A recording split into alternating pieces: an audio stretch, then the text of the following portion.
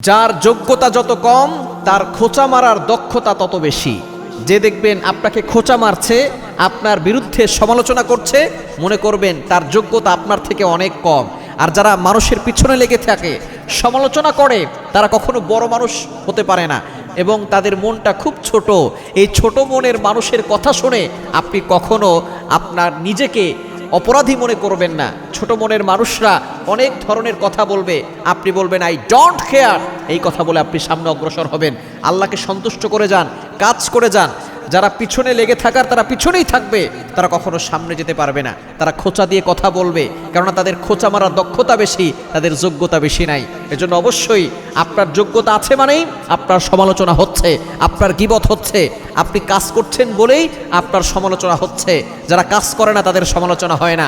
সুতরাং আপনি কাজ করে যান, আপনি ইসলামের জন্য কাজ করেন, আল্লাহর জন্য কাজ করেন, দেখবেন আল্লাহ অটোমেটিক আপনার সম্মানকে বাড়িয়ে দিবেন।